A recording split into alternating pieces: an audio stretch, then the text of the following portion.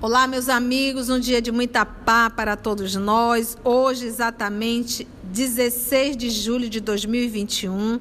É sempre um motivo de muita alegria estarmos reunidos em nome do nosso Senhor Jesus para estudarmos hoje a obra Ave Cristo. E vamos iniciar fazendo a nossa prece, que será proferida pela nossa irmã Carla. Logo depois, a nossa irmã Aramita irá fazer a recapitulação do nosso último estudo. Jesus amigo, graças te damos por essa oportunidade de estudo, de entendimento, de grande aprendizado. Te agradecemos infinitamente. Abre nosso entendimento, inspira-nos e nos orienta nesse estudo. Que assim seja. Que assim seja. No nosso último estudo, nós vimos que Quinto Varro tinha chegado de viagem. Estava em conversação com a sua esposa, Cíntia Júlia, que é uma esposa nova, fútil, só quer saber de festas, e que não aceita a pobreza deles. O filho Tassiano, que está com 1 ano de idade. Por esse diálogo, a gente vê a diferença de pendores entre Quinto Varro e Cíntia Júlia. Enquanto Cíntia Júlia quer ir para a festa, Quinto Varro quer ir para as pregações. E convida a Cíntia Júlia para ir para as pregações. E ela diz que não vai nem morta, que ela só foi uma vez e não gostou. Quinto Varro foi para a pregação e estava lá. Só que a pregação foi adiada, mas eles estão lá conversando, na casa de um companheiro. Então, gente, essa casa era uma pequena assembleia de adeptos, havia se formado na sala simples. Lembrando que a Cíntia Júlia foi muito dura com as palavras quando se referiu ao cristianismo. Ela chamou de louco para lá. Então, essa casa, essa instituição era uma pequena assembleia de adeptos, havia se formado na sala simples. Com surpresa, foi informado de que as despedidas do grande cristão gaulês não se realizariam naquela noite, sim na seguinte. Corvino, que era o nome desse palestrante gaulês, achava-se desse modo à disposição dos amigos para um entendimento familiar. Vamos lá então. Não havia, porém, outro assunto mais fascinante para o grupo que as reminiscências das perseguições do ano de 177. Lembrando, então, que nós estamos aqui no ano de 217 e aqui ele vai se referir às perseguições do ano de 177. Aqui nós vamos ter uma pálida ideia dessas perseguições. Então, nós temos aí 17, quantos anos? 177 menos 40 anos exatamente. Então, vamos lá ver essa história de 40 anos. Contado pelo senhor Corvino. Os tormentos dos cristãos lioneses eram narrados minuciosamente pelo nobre visitante.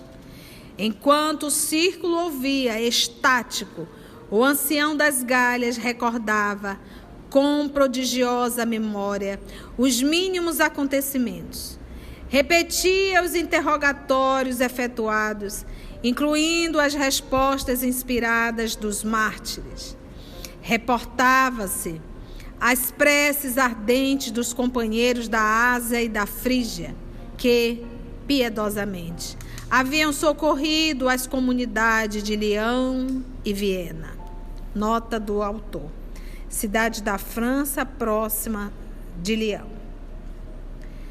Falava, entusiasmado, da imensa caridade de Vétio Epágado, o abnegado senhor que renunciara à nobre posição que desfrutava, a fim de converter-se em advogado dos cristãos humildes.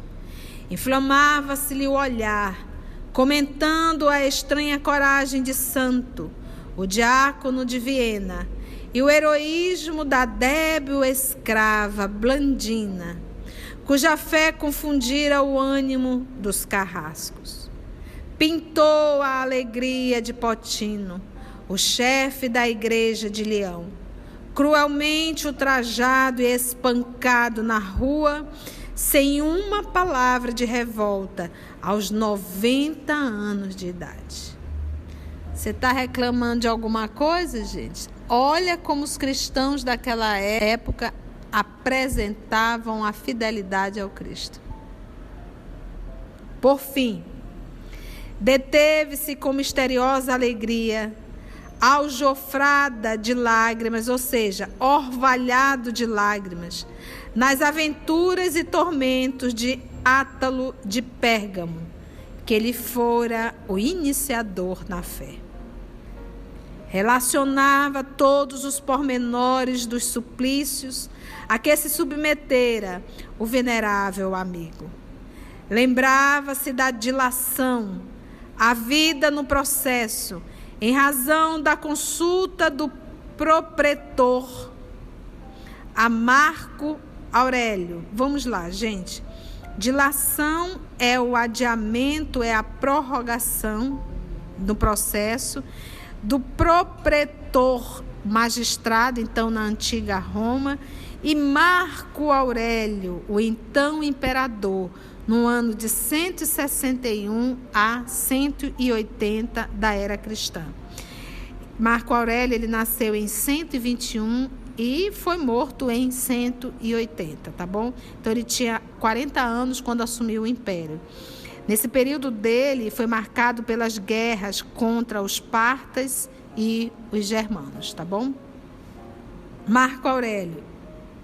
E demorava-se na descrição dos últimos sofrimentos do grande cristão, esmurrado, chicoteado, atado à cadeira de ferro incandescido. Pensa uma cadeira de ferro quente e você sentado nela. E a gente está reclamando do trânsito, do calor. Meu pai, não era quente não, era ferro incandescido. Diz as meninas, quente, quente, quente. Essa é a família EOS, essa alegria apesar da dor de estudar essa tristeza. E finalmente degolado, em companhia de Alexandre, o devotado médico frígio, que em Leão, frígio aí, gente, relativo à Frígia, tá? Que era o antigo país da Ásia, tá? O devotado médico frígio, que em Leão oferecera ao Senhor admirável testemunho de fé. Quando eu leio isso aqui, eu me sinto tão miudinha, tão miudinha, tão miudinha, porque esses aqui foram realmente... Lembra, vamos pegar o livro... É bom que nós estamos estudando, né, os livros. Vamos pegar o Há 2000 anos. Lembra daquele 200 pessoas que foram devoradas pelos leões, inclusive Lívia foi junto. Vocês recordam que no mundo espiritual elas ouviram o próprio Cristo falar? Aí lá está a palestra do nosso Senhor Jesus, o Emmanuel vai transcrevendo a palestra do nosso Senhor Jesus, e ali o nosso Senhor Jesus diz, convida novamente a todos eles, porque a luta ainda seria muito grande. Então esses espíritos aqui que dão testemunhos, são espíritos aqui, espíritos grandes realmente, espíritos nobres. É por isso que quando a gente fala, nós seres humanos, nós terrícolas, a gente diz assim, é tão difícil viver o evangelho. Imagina se nós fôssemos chamados para esse testemunho. As nossas lições ainda são muito primárias, ainda são muito básicas, ainda são muita alfabetização. A gente tem que primeiro aprender realmente a lidar e a conviver uns com os outros. E esse conviver um com o outro é saber administrar o meu orgulho, a minha vaidade, o meu egoísmo, o meu ciúme. Esses sentimentos para que eu possa aprender a me relacionar melhor com o outro. Então nós somos chamados ainda a testemunhos básicos, ABCD do Evangelho. Esse povo aqui não, esse povo aqui era gente grande já. A Assembleia escutava embevecida com as referências. E lembrando que essas perseguições aqui, que ele está contando para a gente, é do ano de 177 da era cristã. Gente, quase 135 anos de perseguição depois da era cristã. Para pensar. A assembleia escutava embevecida com as referências, mas, porque o pregador teria trabalho intensivo na noite próxima, Lisipo mandou servir algumas tigelas de leite e fatias de pão fresco, e a conversação foi encerrada. Que é gostoso, você vê aqui esse trabalho que eles realizam, né? Essa conversa e esse lanchezinho, não é nada exagerado, é porque é um momento de descontração, é um momento de interação, é um momento que você estreita mais o laço. E nesse momento do chazinho, da bolachinha, é um momento de descontração, isso é importante, né? E a conversação foi encerrada. De espírito edificado pelas narrativas do velho gaulês, Varro tornou à casa, agora alimentado, né? Alimentado pelo espírito. Regressava mais cedo e um só pensamento lhe absorvia agora a mente: apaziguar a alma inquieta da companheira, propiciando-lhe calma e alegria, com a reafirmação da sua ternura e devotamento. Lembra que ele voltou para casa de costume agora o quê? Mais cedo. Não é o horário que ele tinha um costume, ele voltou mais cedo. Aproximou-se devagarinho, no intuito de surpreendê-la, afetuoso. Atravessou o pequeno átrio, o pátio, varou a porta semicerrada, mas diante da sua câmara, ali do seu quarto de repouso, estacou intrigado. Ouviu vozes em diálogo aceso. Achava-se Opílio Vetúrio em seu quarto de dormir. Tentou compreender a tempestade moral que lhe amarfanhava o destino. Amarfanhar aí é humilhar. Tempestade moral. Agora a gente lembra, Varro é um espírito qualquer? Não. E quando ele solicitou reencarnar, e aí disseram que ia ser moleza? Não.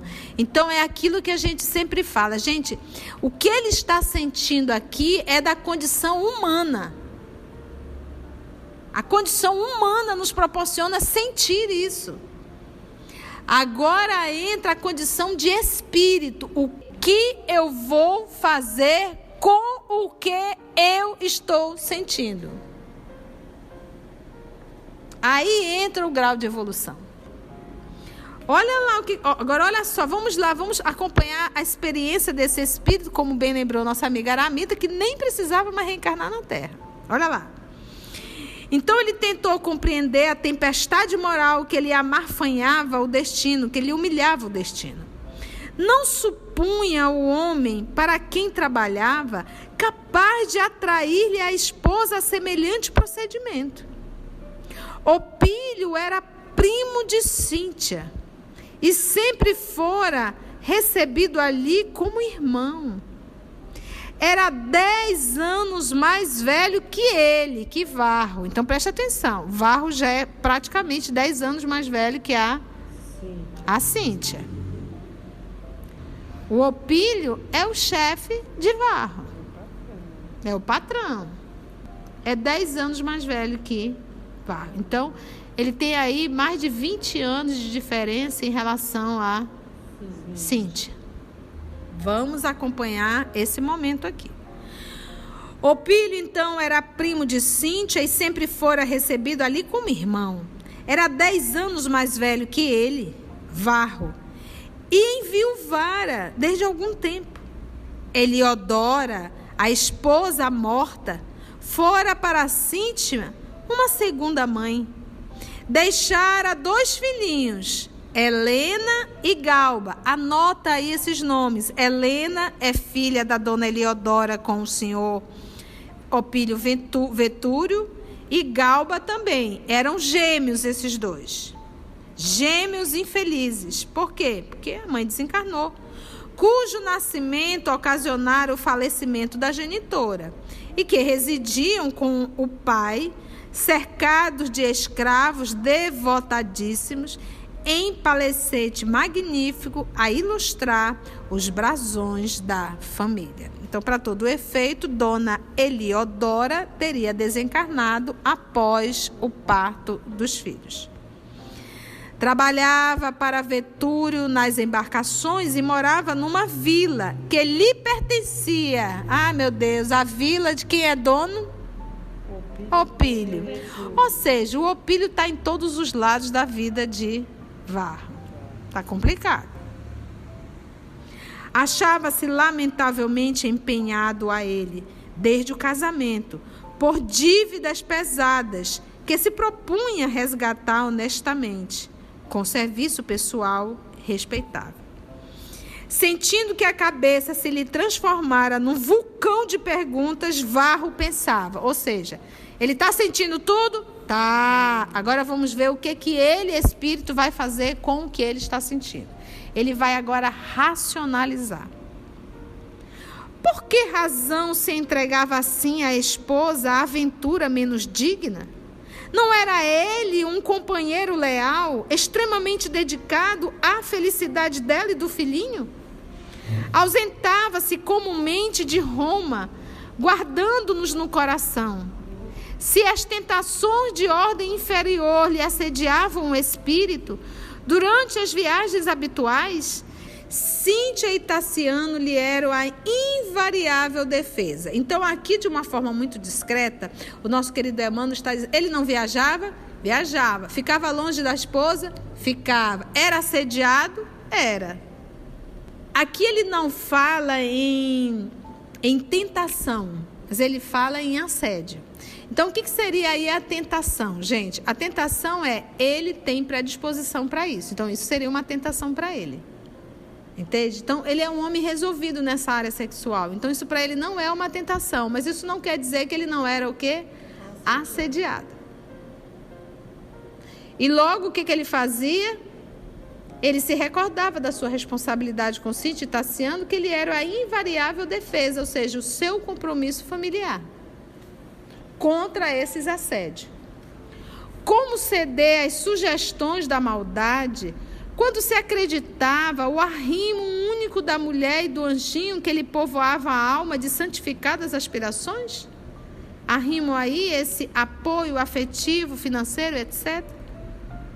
E por que Vetúrio lhe conspurcava, ou seja, manchava assim o lar? Não se sentia na condição de um amigo convertido em devotado servidor? Quantas vezes, em portos distantes, era convidado ao ganho fácil e renunciava a qualquer vantagem econômica de procedência duvidosa, atento às responsabilidades que o ligava ao primo de sua mulher? O que ele está querendo dizer? Poxa, eu fui tão fiel a ele, profissionalmente, eu tive várias propostas para fazer aqui alguma coisa que viesse a ganhar um dinheirinho mais. Mas eu não fiz isso por fidelidade a ele. Em quantas ocasiões, constrangido pela gratidão, era obrigado a esquecer possibilidades seguras de melhoria da sorte, simplesmente por notar em Opílio não somente o patrono do seu pão material, mas também um companheiro, credor do seu mais amplo reconhecimento. Então, você vê aqui que ele recebeu propostas de trabalho e ele não foi. Então, gente, às vezes no nosso cotidiano, quando alguém assim nos machuca, nos fere, nos trai, a gente diz, puxa vida, eu fui tão fiel àquela pessoa e olha o que ela está fazendo. A gente não tem que lamentar por ter sido fiel. Nós teríamos que lamentar se nós não tivéssemos sido fiel. Então, aqui quem está sujando as mãos não é o Varro, é o Opílio. Então, façamos nós a nossa parte, cada um que responda pela sua. Angustiado e abatido, considerava consigo mesmo, dentro do aflitivo minuto. Se Cíntia amava o primo, por que desposar a ele? Se ambos haviam recebido uma bênção do céu, com a chegada do filhinho, como repudiar os laços conjugais, se Tassiano era a sua melhor esperança de homem de bem? Semi-alucinado, passou a refletir contra a própria argumentação. Aí agora ele vem, agora é aquilo. Veio o vulcão, agora veio o raciocínio. E se estivesse prejulgando? Agora ele racionaliza, né? E se estivesse prejulgando? Porque ele só ouviu um burburinho, mas ele não viu nada. Está dentro do quarto, mas tudo bem. E se estivesse prejulgando? E se Opílio Vetúrio ali estivesse em missão de auxílio, atendendo à solicitação da própria Cíntia? Era necessário, pois, acalmar a mente inquieta e ouvir com isenção de ânimo. Tá vendo? Ele não é um espírito nobre? Está sentindo muita dor? Está. Mas ele conseguiu nesse momento o quê? Fazer com que tudo que ele aprendeu como espírito pudesse sobrepor-se a toda essa emoção que ele está sentindo. Como ele diz aqui, semi-alucinada. Colocou a destra sobre o coração opresso e escutou. Agora vamos ver o diálogo entre Vetúrio, o chefe de Varro, e Cíntia. Vocês me perdoem porque nós estamos aqui sem as vozes masculinas, só está o nosso irmão Augusto, mas ele faz a voz do Quinto Varro. A titia vai aqui acionar a evangelizadora infantil e nós vamos fazer aqui as vozes masculinas, tá bom? Então, nesse momento, é um diálogo entre o Opílio e a Cíntia, a esposa de Varro, dentro do quarto. E o senhor Varro está escutando tudo. Nunca te habituarás aos devaneios de Varro.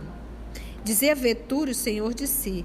É inútil qualquer tentativa. Quem sabe? Aventurou a prima preocupada. Espero que ele deixe algum dia a odiosa convivência dos cristãos. Nunca! Exclamou o interlocutor, rindo-se francamente. Não há notícia de pessoas que voltassem inteiramente à razão depois de ambientadas nessa praga, ainda mesmo quando parecem trair os votos, com temor das autoridades. À frente de nossos deuses, voltam mais tarde ao encantamento.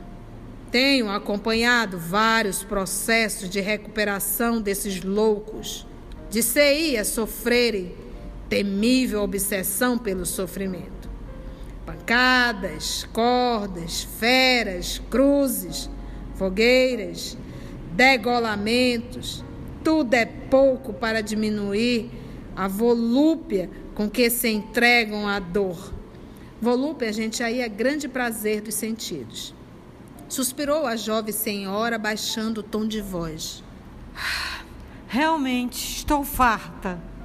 Evidenciando a segurança dos laços afetivos que já lhe prendiam o espírito à dona da casa, Opílio acentuou decidido. Ainda mesmo que Varro alterasse as próprias opiniões, não conseguirias modificar a nossa posição.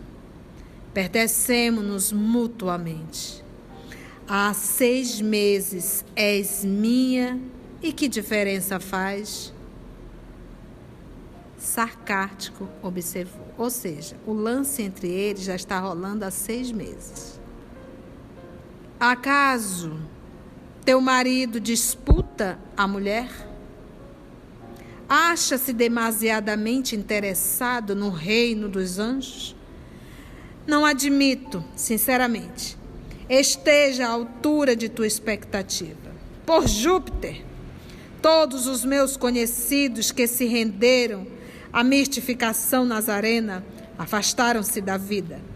Varro, valerteado paraíso dos judeus, repleto de patriarcas imundos, em vez de conversar contigo sobre os nossos jogos, e garanto que se desejares uma excursão alegre, mais que natural em teu gosto feminino, conduzir-te-á, sem dúvida, a algum cemitério isolado, exigindo que te regozijes, que te alegres, ao lado de ossos podres. Uma gargalhada irônica fechou-lhe a frase, mas notando, provavelmente, algum gesto inesperado na prima, prosseguiu. Além disso, precisas considerar que teu marido não passa de meu cliente. Nota de Emmanuel. Pessoa pobre entre os antigos romanos que se valia dos favores de um amigo rico. Tem tudo e nada tem. Mas por Serapis. Serapis, gente, foi um deus criado por Ptolomeu I, primeiro faraó da dinastia Lágida, em 305 a.C., tá? Como deus guardião dos novos soberanos e da cidade de Alexandria. Tá? Mas por Serapis, não lhe vejo qualidades para cercá-lo de favores. Sabes que te amo, Cíntia. Não ignoras que te queria em silêncio, desde o primeiro instante em que te reconheci, jovem e formosa. Nunca teria preferido Heliodora, se os serviços de César não me tivessem mantido na Acaia por tanto tempo. Quando te encontrei, enamorada de Varro, senti uma tormenta no coração. Fiz tudo por tua felicidade. Inclinei as simpatias de minha mulher em teu favor. Cerquei-te de mimos.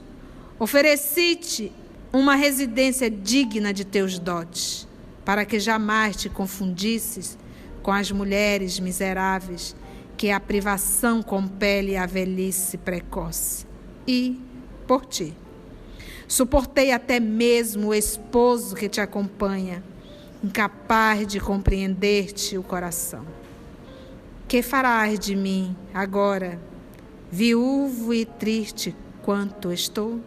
Nunca proporcionei a Heliodora, depois de reencontrar-te, senão a estima respeitosa de que se fazia credora pela virtude irrepreensível.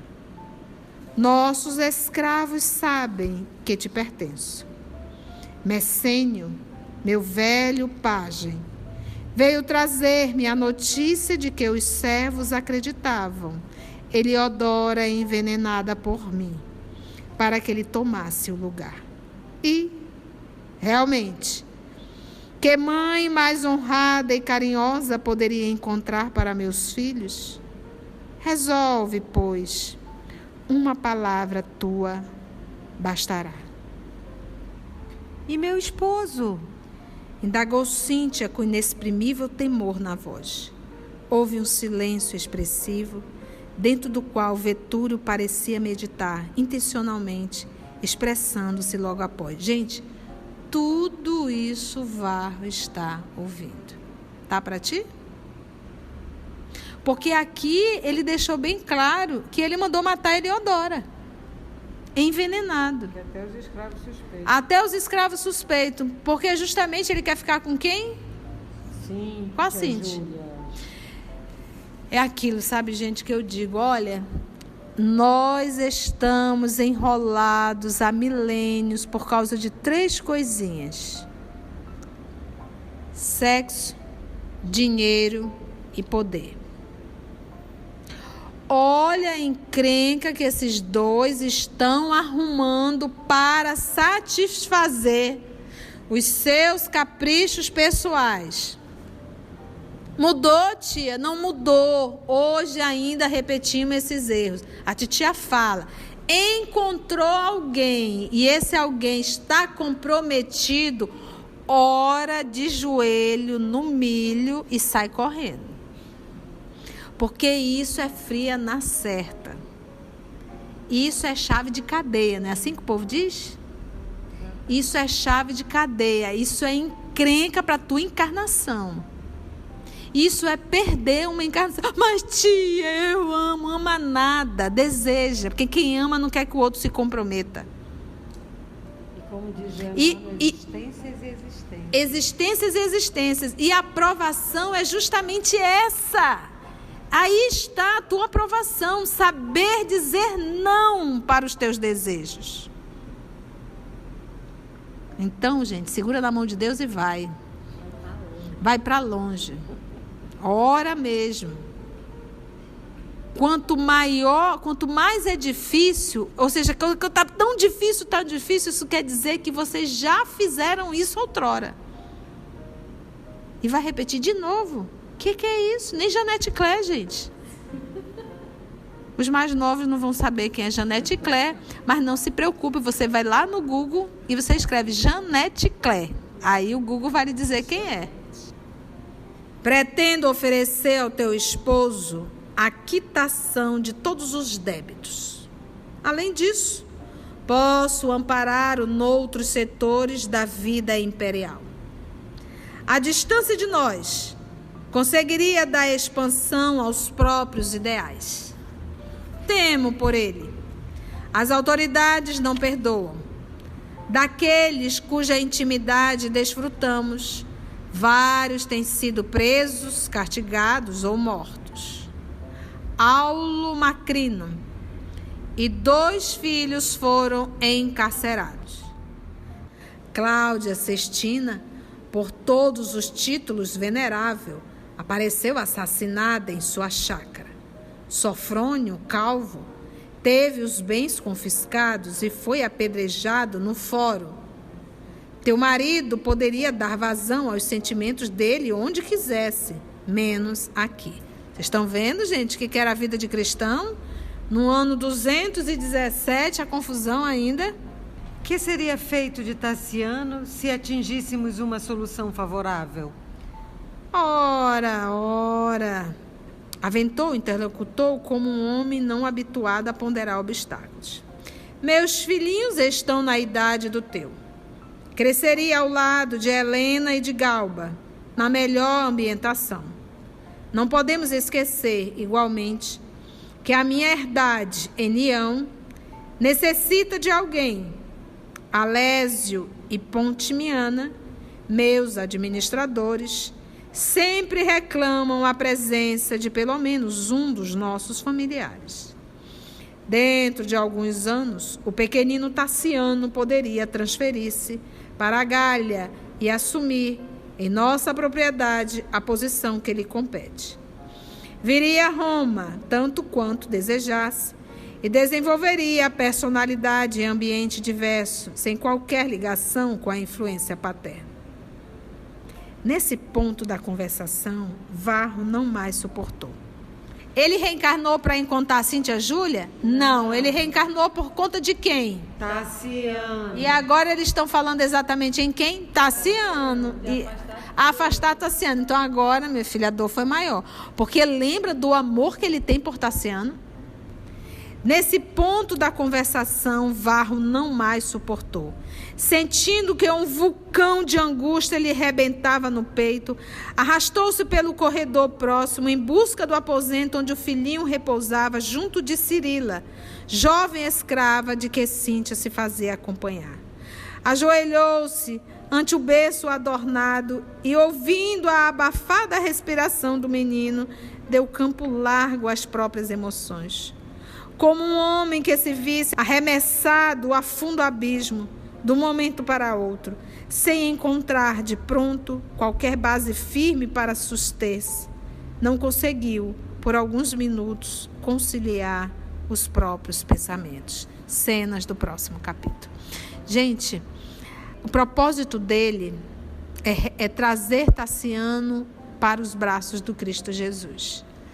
Vejam a Cíntia Júlia e o próprio Opílio como instrumentos das trevas para impedir essa ação do senhor Varro para com o jovem, essa criança chamada Tassiano. E lembrando que Tassiano era um daqueles espíritos perversos que comandava legiões.